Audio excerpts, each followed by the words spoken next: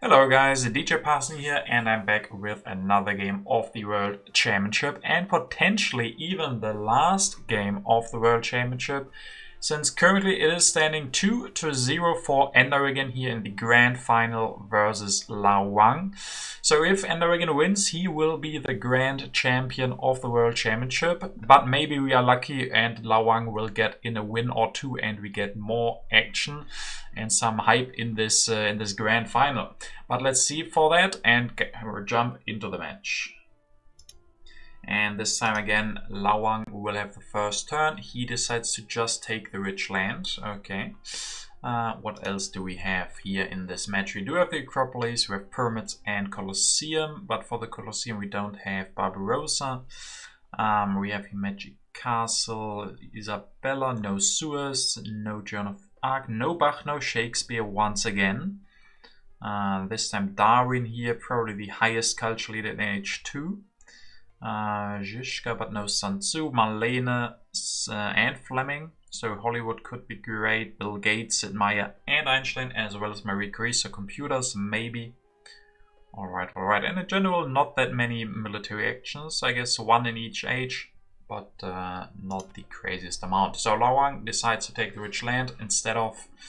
instead of maybe going for Alex. But I think this is the right choice. EnderWiggin most likely will just take the Engineering Genius, and then LaoHuang will be able to get Hammurabi for himself. And it will exactly happen like that. EnderWiggin takes the Engineering Genius.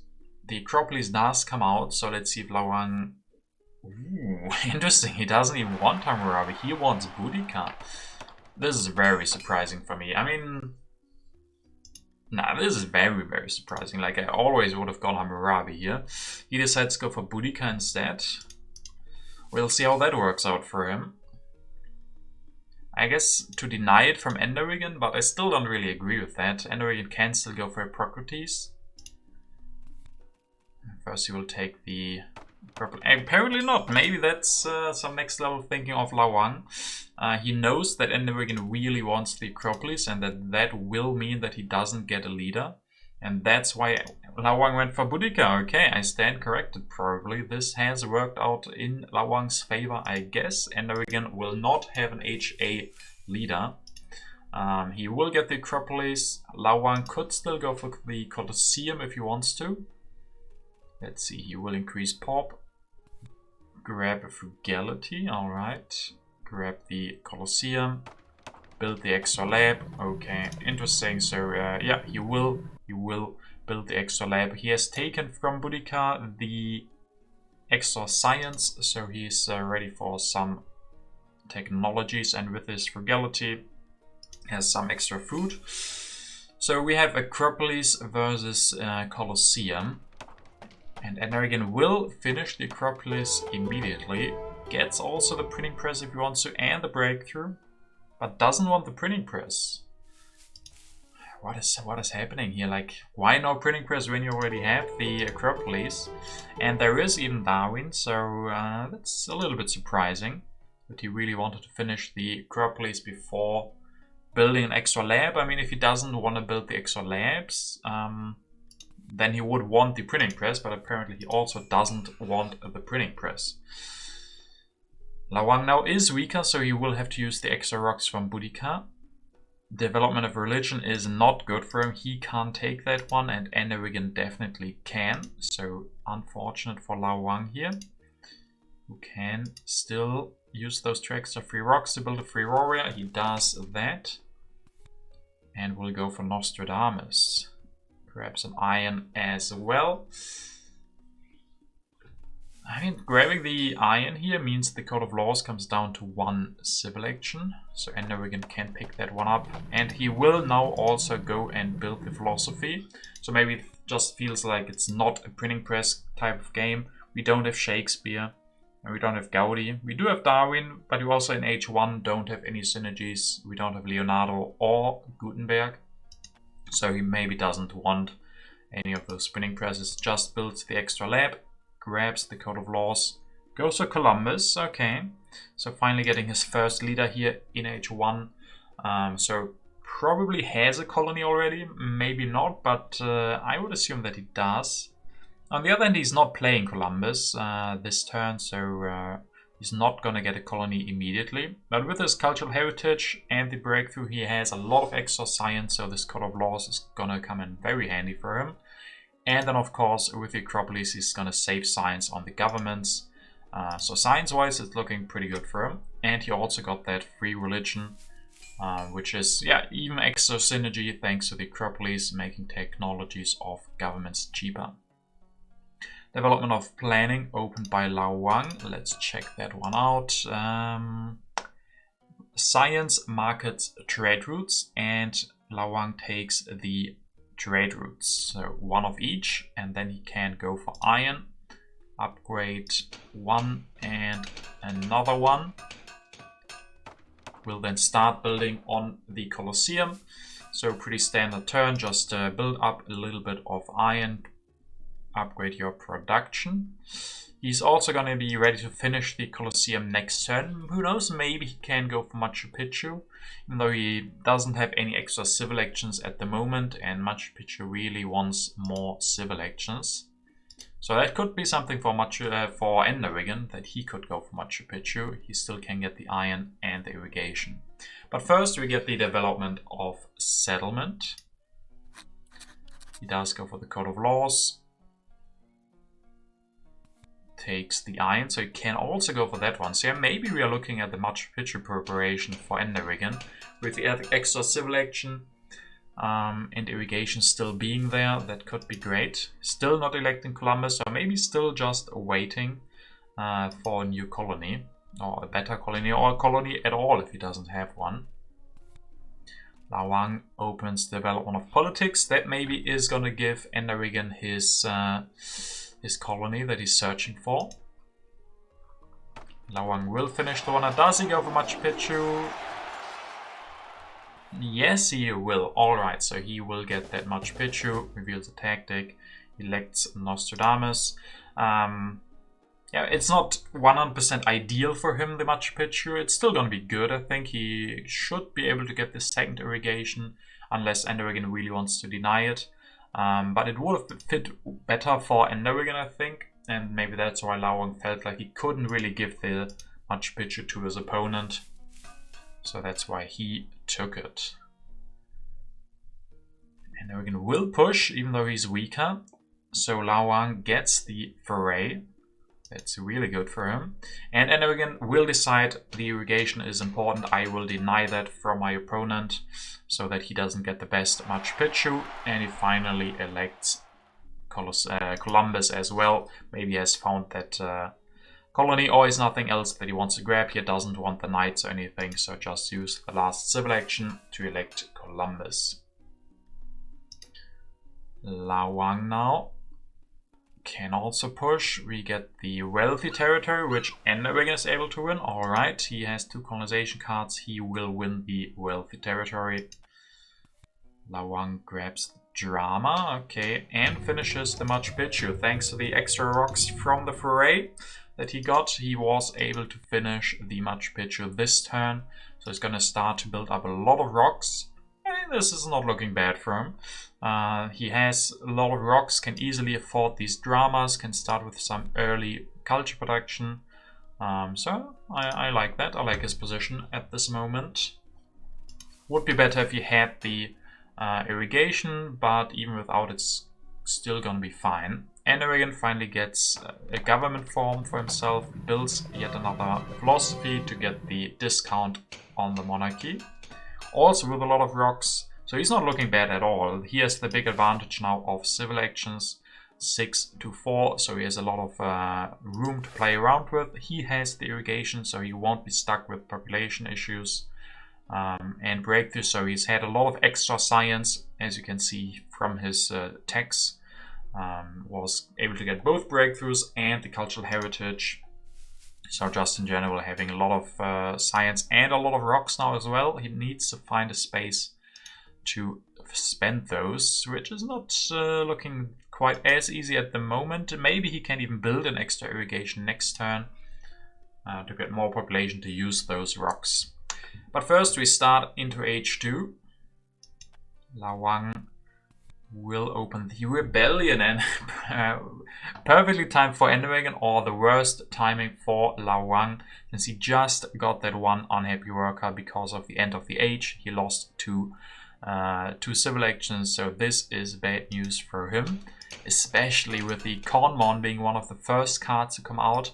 I would definitely imagine if LaoHuang hadn't just lost those two civil actions, he would have grabbed the Conmon, could have gone for it next turn, and he would have looked so strong. But like this, yeah, that rebellion, man, that rebellion, really unfortunate for LaoHuang. I mean, there could be an argument, could have been the argument not to push, but you can't really.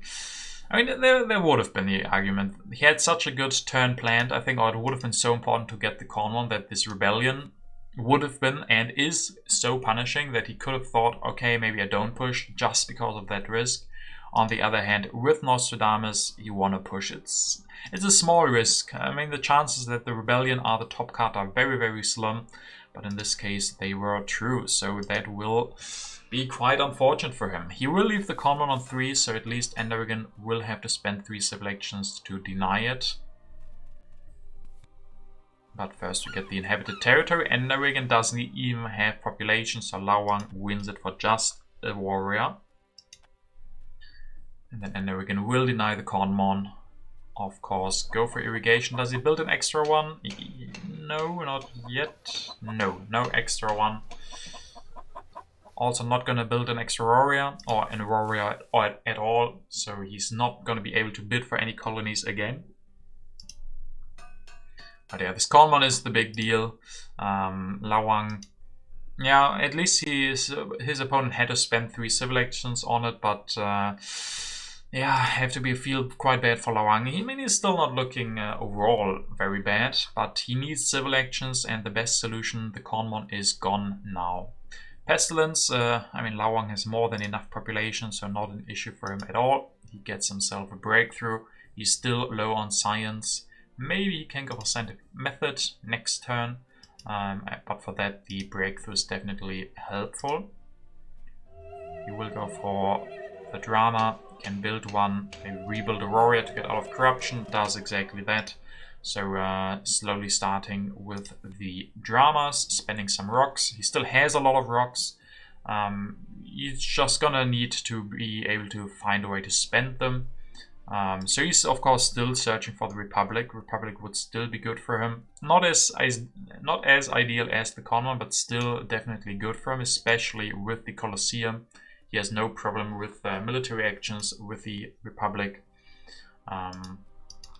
So yeah, and I mean, next turn he can just go for scientific method. It's not like he will be stuck, not be able to invest anything. So I think this scientific method could be really great for him next turn. EnderWiggin grabs the rifleman. He also gets a colony, and it's going to be the inhabited too. So he got an H2 colony and got all the population that he wants now. So that's looking great. And is he going to go for military? Denies the scientific method, quite mean, but quite good as well. Builds yet another iron. And I think I agree with it. I mean, his opponent has 8 production because of the Machu. EnderWiggin has so much population that he feels like, I mean, sure, just equal or equalize the production between him and LaoHuang by just investing 1 more population into the iron, since he has the population now with the inhabited territory. And then next turn he can go for scientific method and have a lot of science production. So yeah, great denial of the scientific method by EnderWiggin. Great colony with Columbus, so looking strong for him. Has the rifleman and the cavalryman, will be able to get the cannon. So he has a lot of options. He's having a great game here as well. Scientific method could even couple that with Newton. Get more civil actions, more science, and then just go heavily into military. So if he's heading up for military game, this is looking very dangerous with the population that he's got now with the yellow bank and with the military tax that he has as well. LaoHuang opens yet another territory, and EnderWiggin is not able to bid for this one. So LaoHuang gets these colonies quite cheap as well. So especially the science that he's getting here, he doesn't have the best production, so that is great. Grabs the strategy immediately. builds yet another of these dramas. So very, very expensive. Grabbing a strategy for 3 civil actions when you only have 4 is very, very expensive. But maybe the right call. I mean, this makes his option of going for a Republic even better. He would have enough military actions between the strategy and the Colosseum. But at the moment he's still struggling with these civil actions. Maybe next turn he gets Justice System. But first EnderWiggin will go for Newton. And then the Scientific Method. Able to upgrade all 3 of these if he wants to. Upgrades 1, 2 and grabs the wave. And upgrades the 3rd one as well. Just pretending like he wouldn't. Grabbing the wave in between. But yeah, 3 scientific methods, all of a sudden up to 11 science production. Oh boy. And he shows a tactic, not the best one, but it's at least okay. Maybe as a transitioning tactic, since he's gonna be ready for all H3 tactics. At least having one from H2 is alright, so maybe he's gonna use that just for the transition into H3. But I mean, if we look at his civilization, he has everything. He has a lot of food, great yellow bank, a lot of rocks, amazing science production, civil actions, military actions. I mean, could work with a little bit more. So he will, with that science, be looking for H3 governments as soon as H3 starts. Happy phases are one thing that he still needs, and some population into military, but at the moment, military is not an issue yet.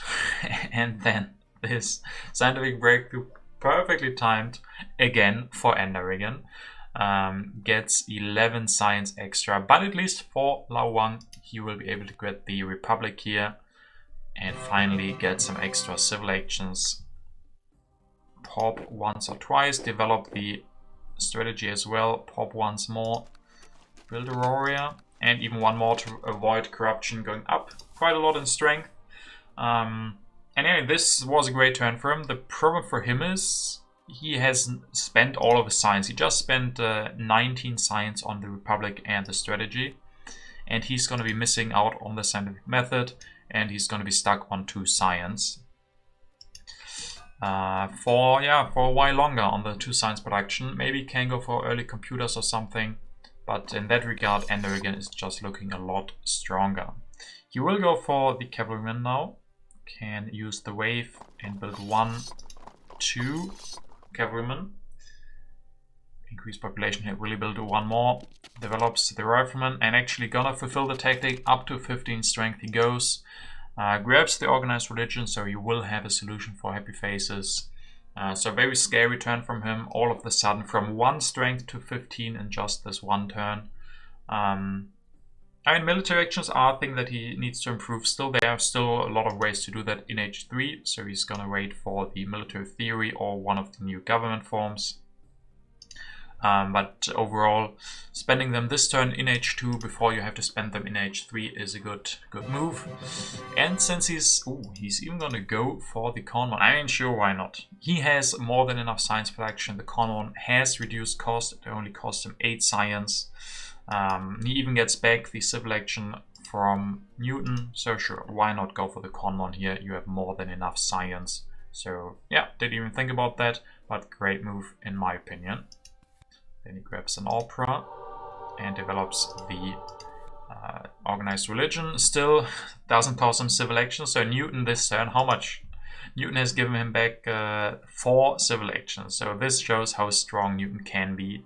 He just provided him with 4 extra civil actions. Yeah, that's good. That's good. Also keeps his option by going for the opera here. If he doesn't want to continue with military, can still go for culture.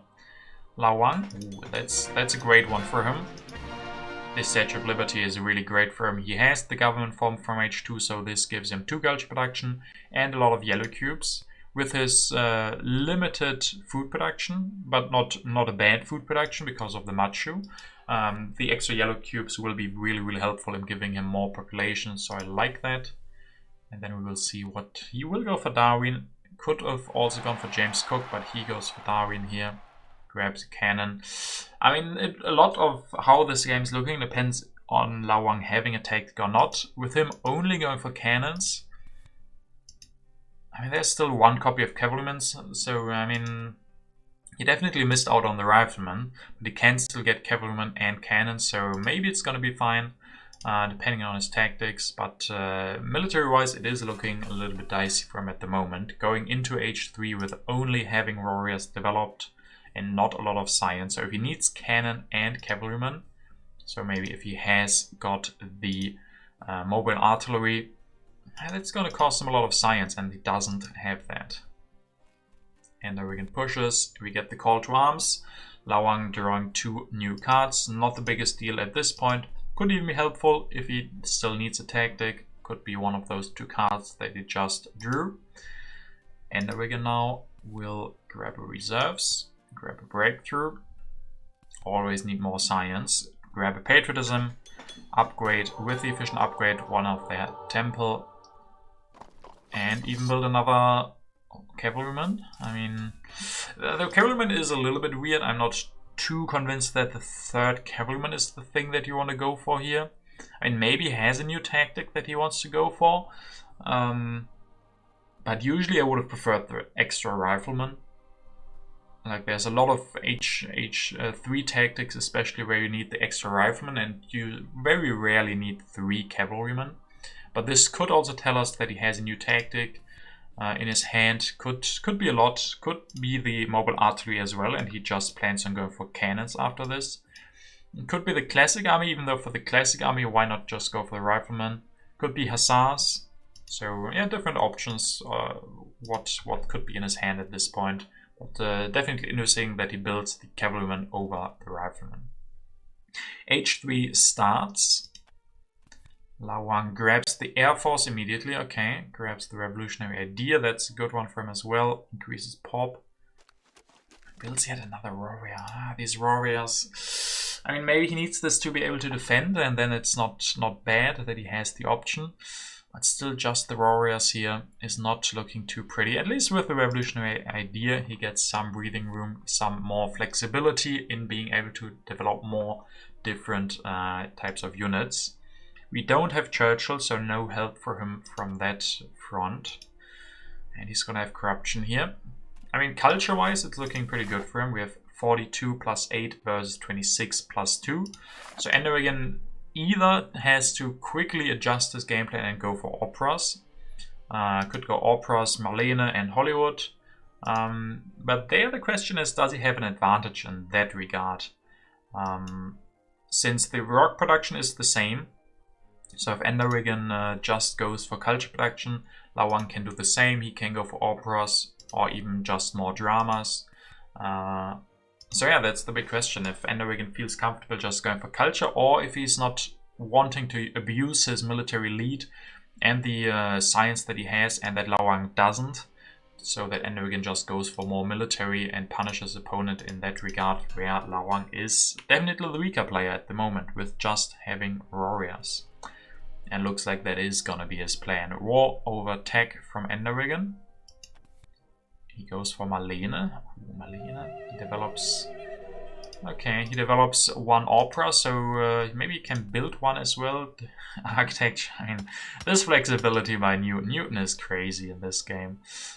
Giving him 2 civil actions again, can do so much in each of his turns. Grabs the engineering genius, elects Marlene, pops once, builds yet another cavalryman, so Marlene will give him the extra Conquistadors tactic, so he's going up to 26.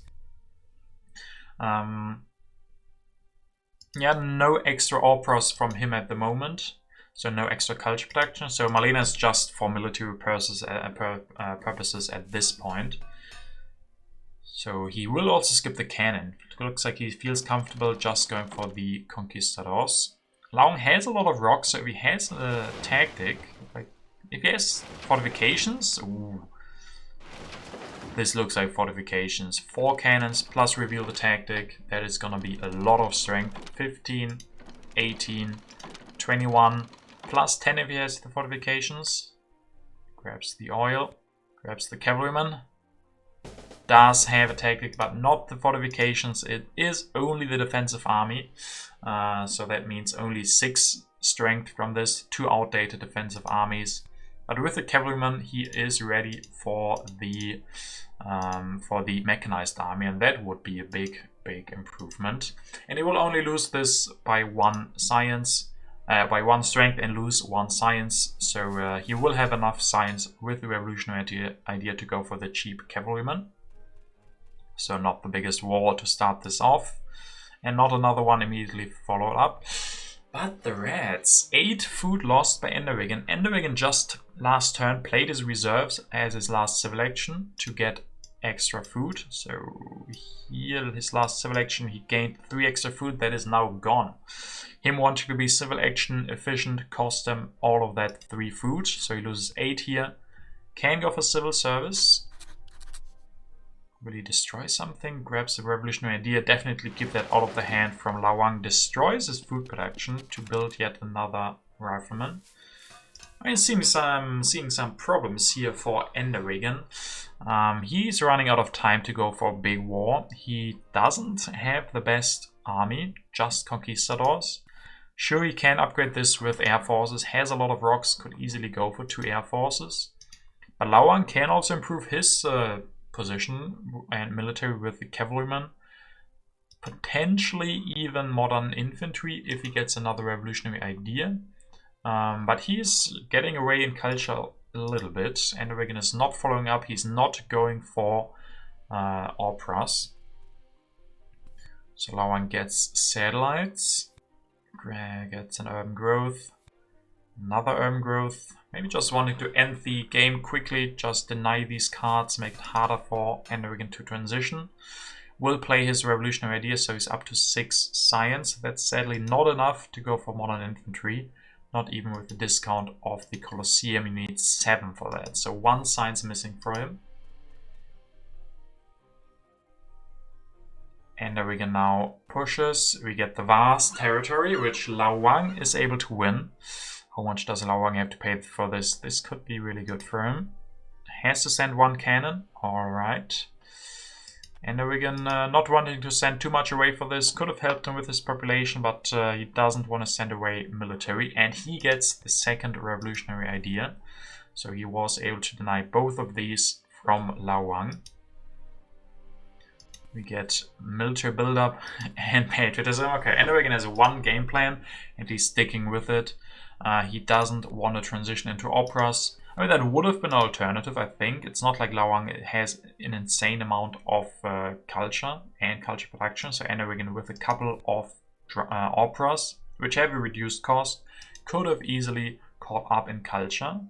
Or definitely had the option to go for that, but he decides against it. He wants military.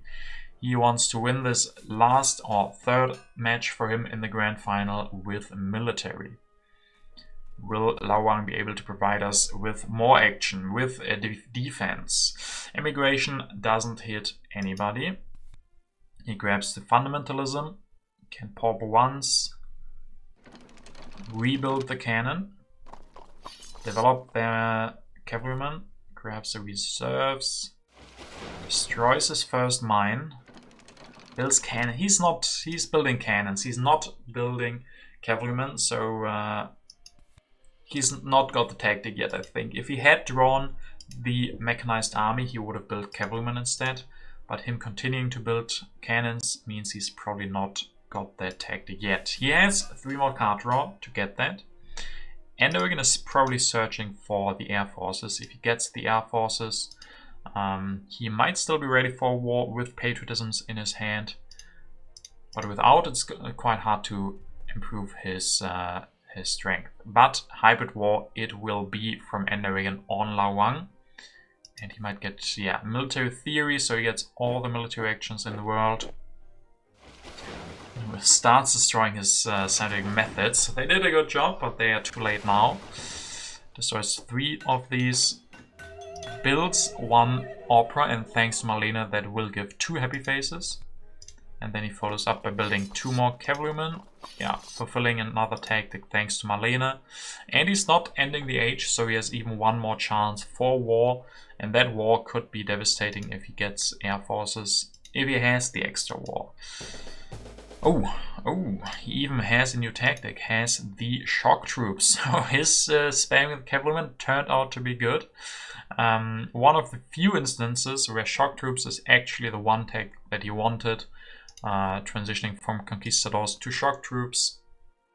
Doesn't even need Marlene at this point for the tactic. But Marlene is still doing a good job with the opera here, giving the extra happy face, avoiding an uprising during this hybrid war. So 52 strength to 28. Does LaoHuang have a new tactic? He will push. He will get the politics of strength. So EnderWiggin, if he didn't have a war before, now he probably has it.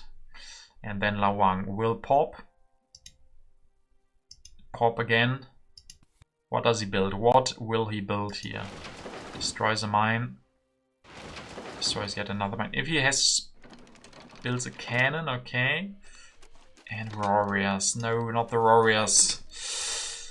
Spilling a couple of warriors, quite a few of them. 1, 2, 3, 4, 5, 6, 7 warriors. Wouldn't have been better if you built, instead of the extra cannon, one more warrior, so fulfill the defensive army one more time? Or does he have a new tactic here? But he does have a new tactic here, so he does have the positional army, so now he's getting 6 strength times 3, I believe. We have 3 integrated armies. So he is at least going up to 46. But he had to destroy all of his mines for this. Yeah, this is trouble for him, having to spam these warriors. He has so much population in military and is still only at 46 strength. And if there's a follow-up war, I see problems for him. And EnderWiggin starting into H4. LaoHuang loses Darwin. EnderWiggin will win this first war, steal 6 culture. That's not that much, but it's not even that big of a difference at the moment. And there it is, the follow-up war over culture. Air forces for EnderWiggin. Can start destroying some of his buildings, play the patriotism. Yeah, destroy these mines as well. 1, 2, and one more. No, doesn't need it. Build 1 air force and a second 84 strength. I think, ladies and gentlemen, I think we have a winner of the World Championship. The first World Championship, the first official one.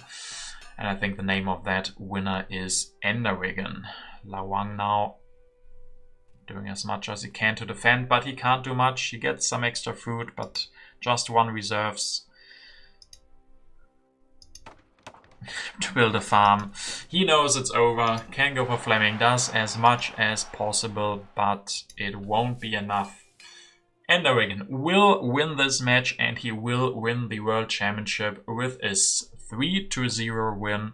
So congratulations already. We can, of course, do the final turns here. He even steals with the armed intervention. But I mean, we all know how this will end. Goes for democracy, sure. Let's see what else. 1 farm. We get some impacts. Not too many, but they don't matter. 115 to 30 strength before impacts. Agriculture helps LaoHuang a little bit. Wonders 5 to 12. So these impacts help him to make the score a little bit more pretty, but happiness doesn't. So yeah, 133 to 55. Not close here. He had his wars. That was his game plan since probably the start or the middle of H2. Where he had insane Newton game, insane science production, used all of that to build up his military, and LaoHuang just couldn't keep up. Missed out on some important techs, especially that those riflemen, those were in retrospect very, very important. LaoHuang not having the science to go for the expensive H3 techs that maybe he could have used, but he also got the modern infantry as the last card in H3, so he didn't even have the option to go for these to improve his tactics, not being able to go for air forces and being stuck with outdated positional and defensive army. A problem that EnderWiggin didn't have. He had his tactic. I mean, he was apparently fine enough with the conquistadors, didn't want to transition, and then he even found the one transition into shock troops. I think the one and defining moment of this game was probably LaoHuang having the unhappy worker getting hit by the rebellion, which cost him the where's the rebellion, which cost him the constitutional monarchy. That was a big moment in this game where it could have gone different. LaoHuang had the good production with the Machu Picchu, but just didn't have the civil elections in time, and then he had to spend all of his science on Republic and strategy, never able to upgrade his science production, and EnderWiggin just had a field day with Newton and his 3 scientific methods. So yeah, congratulations to EnderWiggin for winning the first World Championship. Well-deserved winner, winning here 3-0. And I mean, he had not the easiest road, but some of these were quite clear at the end. I mean, winning his semi-final and grand final 3-0 really shows what a great player he is. Before that, it's not like that all of these were a cakewalk for him. But he had some really strong opponents as well, having to kick out Silent, having to kick out Vanisher, then Vida, and finally LaoHuang. I mean, this wasn't an easy road at all, and well-deserved winner of this first World Championship. And yeah, I think also a fan favorite of some really enjoy his playstyle, me included. I really think he's a flexible player who really gives us some good Through the Ages action. So yeah, this concludes the first World Championship in Through the Ages of 2021. I think Piade, the organizer of this tournament, has announced that we might be getting one this year again. So starting in late 2022 and then going like this year far into 2023 to find the next World Championship winner. Might even be a different format, might be 3 or 4 player, I'm not sure, but this was a lot of fun. I in general had a lot of fun going through all of the stages. I think I made it up to stage 4 or only 3, so I'm personally not too happy about my own oh no, this is only the playoffs, sorry, I wasn't even in this, right? This just, oh no, oh is it? I'm confused. Okay, yeah, these are all of them. So group 7, I was able to win this one. You followed my road here, but yeah, this is not really my, it wasn't really my tournament, but it definitely was the tournament of EnderWiggin, able to win here once again. So congratulations to him. We also have a bronze match. I'm not sure if we're gonna be covering any of those matches, so maybe we get 1 or 2 more videos here on this channel about the World Championship. But besides that, there's going to be more action of other tournaments. So there's some ongoing tournaments where I'm playing in, so I might be covering some of those matches. So yeah, such a long road. I'm not sure when we started exactly. We started this season in November, and I covered a lot of those games starting in November or December. So half a year of covering the World Championship was a ton of fun. I hope all of you guys enjoyed these videos. I definitely had a lot of fun making them and getting some really great Through the Ages action. So if you enjoyed them, leave me a nice comment, subscribe so you don't miss the next World Championship or the next videos in general. And yeah, have a great time, and yeah, see you for the next video as well, hopefully.